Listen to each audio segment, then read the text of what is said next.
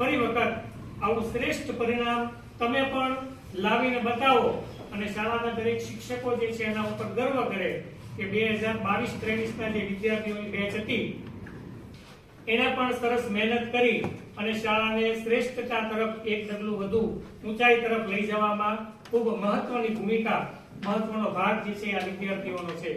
તો તમારો આ ફાળો જે છે, તમારું આ યોગદાન જે છે એ તમારા મહેનત થકી તમે ઉજાગર કરી બતાવો એવી શાળા પરિવાર જે છે એ અપેક્ષા રાખે છે, અભિલાષા રાખે છે. શાળાના આચાર્યશ્રી જે છે એને આપણે ફરી વખત આ નાનકડું એવું મોમેન્ટ જે છે અર્પણ કરી અને તાળીઓના ગડગડાટથી આપણે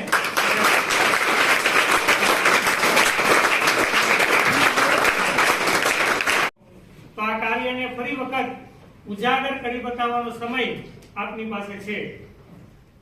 આ સમયનો સારી રીતે સદુપયોગ કરી ફરી વખત આવું એક સરસ મજાનું સન્માન પત્ર શાળાને પ્રાપ્ત થાય એવી તમારે બધાએ તમારી મહેનત જે છે એને નિભાવવાની છે અને આવનારા સમયની બોર્ડની પરીક્ષાની અંદર ખૂબ સારા ઊંચા ગુણ સાથે તમારા જે સ્વપ્નાઓ છે, તમારા માતા પિતાએ તમારી માટે જે સ્વપ્નાઓ જોયા છે એ સ્વપ્નાઓને સાકાર કરવાના છે.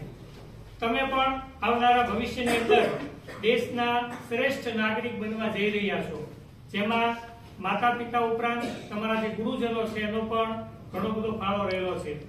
જે મૂલ્યલક્ષી શિક્ષણ તમને અહીંથી પ્રાપ્ત થયું છે એ મૂલ્યને ઉજાગર કરવાનો શ્રેષ્ઠ સમય અત્યારનો છે. આવનારી એસએસસી બોર્ડની 14 તારીખની જે પરીક્ષા શરૂ થવા જઈ રહી છે એ પરીક્ષાના સંદર્ભે પણ આપણે થોડીક સૂચનો જે છે એ આપવાના છે. અગર આ પ્રમેય હોય, સરળ રીતથી હસતા હસતા હંમેશા જે શીખવાડે છે એવા મકવાણા સાહેબ પર તમને બે શબ્દો કહેવા માંગે છે. પત્ર આપણે ફરી વખત પાછું મેળો છું ને આવતા વર્ષે હોકારો તો આમ જબરજસ્ત હોવો જોઈએ. એની માટે અત્યારથી મહેનત જે છે જરૂરી છે.